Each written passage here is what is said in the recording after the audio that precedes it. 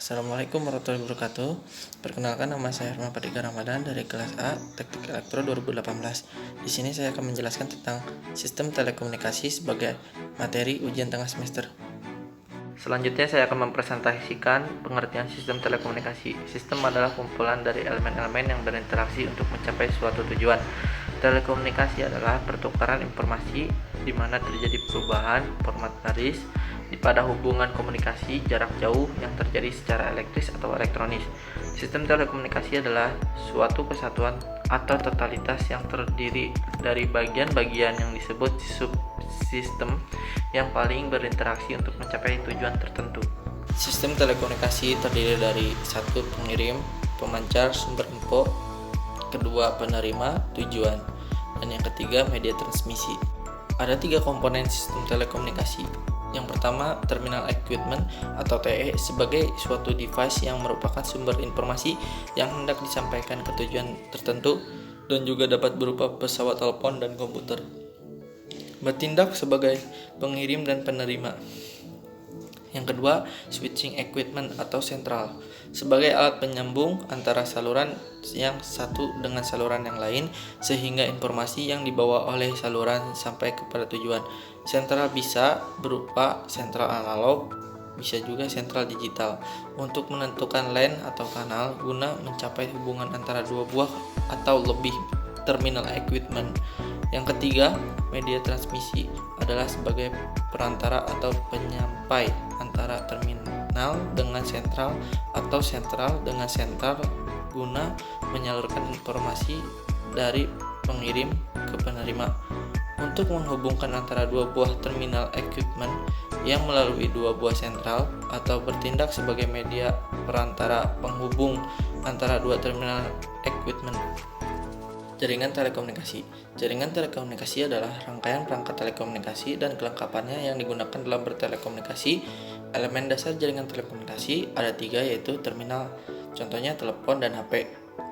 Yang kedua, transmisi, contohnya fiber optik dan satelit. Yang ketiga, ada switching, contohnya analog dan digital. Ada 3 istilah komunikasi. Yang pertama ada simplex. Simplex adalah komunikasi satu arah, contohnya broadcast misalnya, yaitu radio dan TV.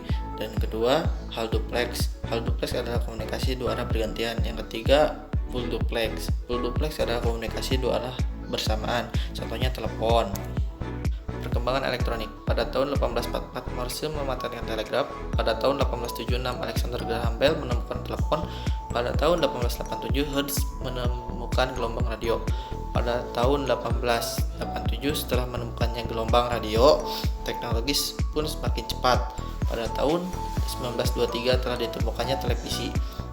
Selanjutnya tahun 1954 televisi berwarna mulai disiarkan. Tahun 1962 jaringan satelit pertama. Ada 3 sifat hubungan mesh and star network. Yang pertama, tiap titik merupakan seorang operator. Yang kedua, jarak antara operator cukup jauh. Yang ketiga, jika ada permintaan hubungan antara dua operator, maka operator pengirim menjadi pelanggan operator yang lain. Yang ketiga, ada prosedur signaling antara operator. Ada 7 sifat hubungan mesh atau mata jala. Yang pertama, 1. Tiap sentral mempunyai derajat yang sama. Yang kedua, hubungan langsung atau tanpa sentral transit sehingga proses penyambungan cepat. Yang ketiga, syarat saluran relatif murah. Yang keempat, jumlah berkas saluran N meningkat kuadrat dengan penambahan jumlah sentral X. Yang kelima, konsentrasi saluran agak kurang. Yang keenam, efisien saluran rendah. Yang ketujuh, sesama mata jala sulit digabungkan. Ada 8 sifat hubungan bintang atau star. Yang pertama, hubungan di mana satu sentral sebagai pusat atau kepala atau sebagai sentral utama, sedangkan sentral lain sebagai anggotanya. Yang kedua, hubungan sentral antara sentral yang bukan sentral utama tidak bisa dilakukan. Yang ketiga, syarat-syarat saluran relatif. Yang keempat, alat switching lebih sulit daripada sentral biasa. Yang kelima, jumlah berkas saluran atau N linear terhadap jumlah sentral atau X. Yang keenam, konsentrasi saluran adalah besar. Yang ke 7. Efisien saluran menjadi tinggi. Yang ke-8. penggabungan dilakukan dengan melalui hubungan sentral utamanya saja. Sifat hubungan kombinasi. Sifat hubungan kombinasi ada keuntungan dan kerugian. Keuntungan yang pertama, penggunaan saluran lebih efisien. Yang kedua, traffic rendah dipakai pada jaringan bintang sehingga efisien saluran tetap tinggi. Yang ketiga, bisa overload sehingga akan lebih efisien. Yang keempat, hubungan di mana gabungan antara hubungan mesh atau tingkat atas dengan hubungan bintang atau tingkat atas. Kerugian kombinasi. Yang pertama, alat switching menjadi mahal bila menggunakan overload. Yang kedua, kalau sistemnya manual akan banyak operator. Sekian materi telekomunikasi yang saya sampaikan, semoga bermanfaat. Wassalamualaikum warahmatullahi wabarakatuh.